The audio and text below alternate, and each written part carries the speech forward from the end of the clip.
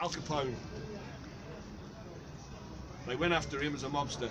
They couldn't get him for being a mobster, so they got him on something else, tax evasion.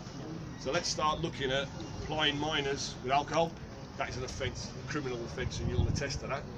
Applying them with prescription drugs, applying them with Class A drugs, and obviously the supply of Class A drugs. And this thing about consensual sex, it can't be, can it? I'd like that to be handed to Chief Superintendent Neil Evans. We'd also like to ask you about the bigger picture that's going on now. The grooming towns, it's all over this country. There are towns that have been the victims, not people, not just people, towns that have been the victims of grooming cases. What's going on, and more are going to come out. One of the main comments on the city Labour councils, the CBS failing to do their job.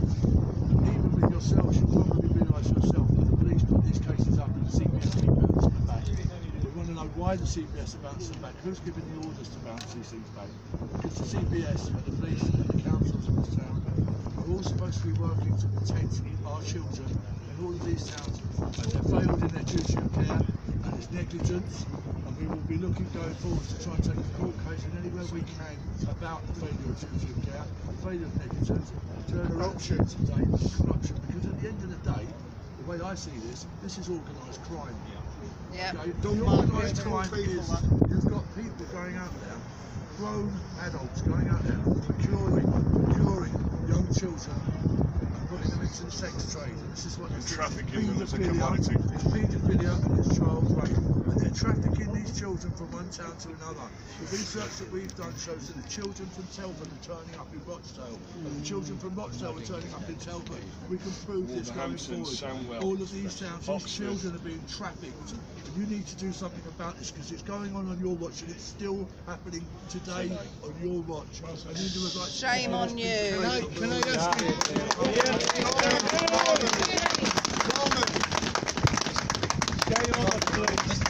Cowards. Thank you very much for taking the time to come and see us. Greatly appreciate that. And I'd like to endorse everything that's been said. One or two additional things. In the report that's come out today, it does accuse somebody of lying under oath, and that's a criminal accusation. So what I think is, you could have all the inquiries in the world, and it's going to be a historical book of what happened. What we really want to look at is the things that have happened in the past, where criminal offences were committed. Why don't we go after the people who are still alive, who can still be pursued for criminal offences, and to come on back to a couple of the things that were said. For example, in the Cyril Smith case, where on the Panorama programme it was said in London that police officers took him to a police station in Westminster where they were about to charge him and they were told they couldn't do it.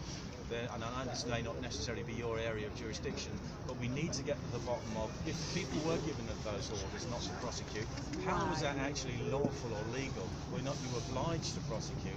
And if you were told not to, who actually gave those orders and allowed this to happen? Because that in itself is something that needs to be addressed. Let's follow it up the tree and find out where this corruption actually goes. And just to add to what my colleague there was saying about organised crime, we know that these things are being run out of fast food shops or minicab offices. That's money laundering. If somebody can be convicted on a fairly minor example of money laundering, these are major ones. This is organised crime. And if you can't get them on the sexual abuse things, surely there must be other criminal activities where possibly you could also work with Her Majesty's Tax Office to bring these about as well. Can we also ask you, because while we're standing here today, we'd like to ask the British government, when are you going to have a national inquiry? A national inquiry. Public inquiry. Public inquiry into what is going on in towns and cities all over this country, because Theresa May, you're as guilty as the people that are doing this for allowing it to happen. Hold on, let him have his say. Let him have his say. Quiet, please. Stop crowding in, just give a bit of space. Thank you very much for that. You have brought quite a number of questions there which all sort of came through at the same time, so I'll do my best to give you a response to that. Firstly, can I thank you for giving this information to our hands on this letter today. I'll make sure that it does pass up to the Chief Superintendent as requested in the Surrey area. We will review what's in there and also we can see how that assists any previous enquiries and enquiries going forward. In respect of the national inquiry Will today... you back that? Speak Will up. you back that? Speak up, please. Will you back the call Sorry, for I'm a national facing this way. I inquiry? can't Well, we're all all the listening. time. Yeah. Will you back that call for a national inquiry, please? In front of you? In respect to national inquiry, that will be a government decision, and they are going to have to make that decision at a point. At the point this moment in time, it's got to be a government decision. What we did do as GMP is we did support this independent You can inquiry. request that though. Well, this To the moment in Home time. Office. Right. We supported the independent inquiry, which is why we're all here today. That has been released, and that is an independent inquiry. As GMP, we fully cooperated with that inquiry, and we was interested as all the people here today and all the members of the public in finding out what the findings of that report was. As you do know, it was released at midday today, the inquiry itself, so us as an organisation, we're in the same position as yourself. We have only just had sight of the outcomes from that. We will now have to reflect on the findings of that inquiry, and then we'll make decisions about how we take matters forward based upon that. Will you make those decisions public to the people of Rochdale and the people of this country? Ultimately, once we understand the findings of that inquiry and how it does link into investigations, decisions will be made at that point. What I do have to highlight is that, again, this is an independent inquiry, and this element is just one strand of a inquiry that's going on right across the country. So whilst it is recognised that this report is issued today, there are further investigations still being encountered and completed by the inquiry panel, and it's important that action is not taken at this point in time that hampers the rest of that inquiry, and we need to be in a position where ultimately the inquiry will give recommendations and findings in respect to the full investigation, and then all organisations will be able to review that, see what the recommendations are and take matters forward at that point in time. What we do have to also recognise is that we do know about the victims in these cases. It's very important that they are supported and continue to be supported. We do work closely with our partners to provide ongoing support to victims of these investigations, and likewise with new investigations to make sure that we are really joined up now in a modern working partnership, sharing information to try to seek and achieve the best outcomes and support victims through this. In respect to the victims, though, again, it's really important to, even though this inquiry has come out today, we still have investigations running, and some of the questions that you are asking, we've got to make sure we don't put the victims in a difficult place and also undermine the investigations that are moving forward at this moment in time. Can I ask you a question? On licensing laws for taxi cab drivers, obviously that's issued to the local council. Once these taxi badges are issued, do you do any further investigations on these taxi drivers? Because there's two companies in Rochdale who we know we've got evidence against who are actually ferrying these girls around the towns. So, all those taxi drivers vetted properly, not just through the local council, but you as police officers? The local authorities, you mentioned, do have responsibility for vetting and issuing taxi licences. But as I've already mentioned, we do work very closely with our partners in the local authority. Within safeguarding teams, we've all put additional resources into these teams to make sure we have good lines of communication and we follow up any risk to young people or otherwise to manage that vulnerability. Getting back to the Knollview, my son was a pupil at Knollview, and I've given evidence to Operation Cleopatra, Operation Clifton and Operation Jaguar, and each time I was told arrests are imminent. I've never heard of any arrests. Is there going to be the same now? Are we going to be able to expect some arrests for these people who are lying under oath or complicit in the abuse, knew about it and let it carry on to cover their own backs? At the moment, as you mentioned, those investigations were done at that time. As always with any investigation, without an outcome. If any new information does come to light, so in respect to Operation Clifton, you mentioned that specifically, again, we'll see what... And Cleopatra. Yeah, those as well. We'll see what the findings from the inquiry do direct us ultimately and recommendations that come out of that. If criminal offences are disclosed or reported to us, they will be fully investigated, irrespective of where they do come from. I just say something, yeah? The boot would be on a different foot, right? If it was a high-ranking police officer, or if it was a politician that this would happen to, they'd be arrested and this would be sorted now. That's fact. Yeah, and on that point now, we appreciate your time. There might be another couple of questions, but we're not leaving this. We need change. We back the police. We support the police. You're our front line. You're undercut, you're underpaid, right, and overstretched. And yet, why can't you support us? And we're calling upon the government to make more funds available to the police and the security services so that you can better monitor potential terror threats. Take so them we're off in the your road, corner and we're trying to get you money. But you help the people of Rochdale. And we'll help you. Right. Help us. Just to you know, sorry, can I just answer that one first, please? You are right, it's really important. We are working in a challenging environment, but we have got much more effective at working with our partners, sharing the required information, and getting the right teams ranked for the right support in place. We're also investing further resources into carrying these investigations forward. So we are fully sighted on vulnerability being one of our number one priorities. That is what we focus on, deploying our resources at this moment in time. Take the police off. I've been told today that this is a historical thing and it's under control. Obviously that isn't true.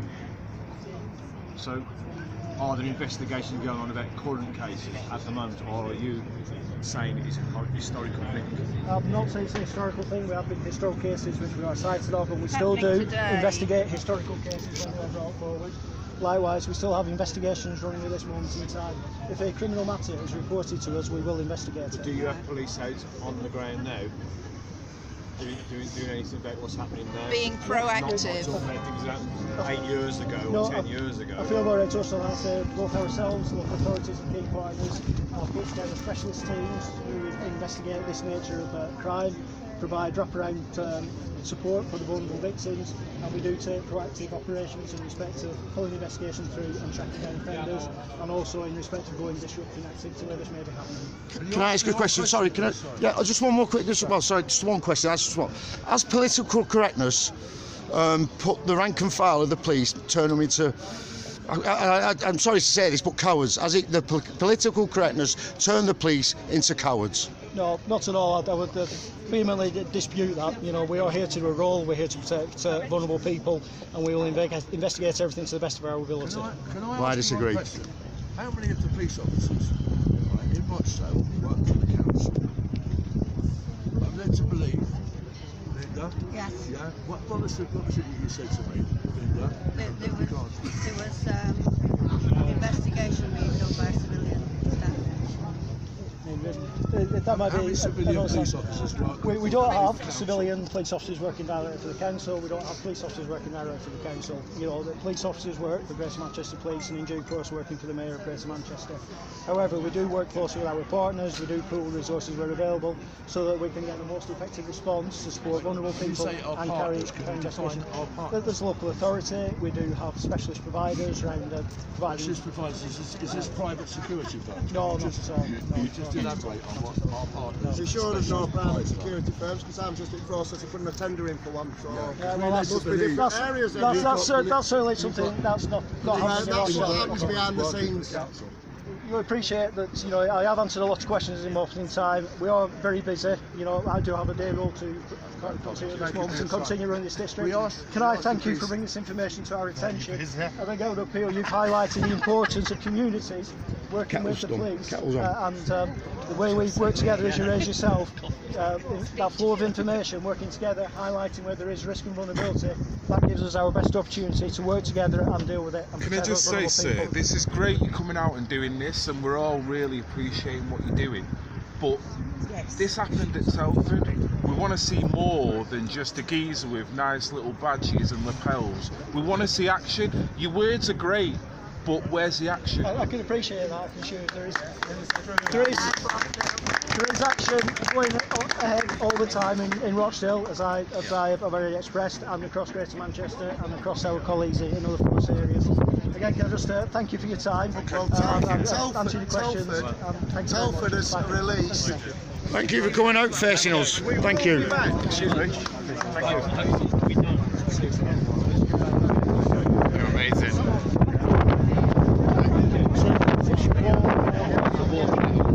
Right, I'm going to upload this, but there is going to be two guys who are putting on I did miss a little bit of it. So you've got to go onto the War Kettle or Red Pill Phil. So these guys will put, I don't know when they're going to put them on, but I'm going to put mine up now, but you'll probably get a better reception and a better video off Red Pill Phil and the War Kettle. There we are. Fantastic turnout for Thursday afternoon.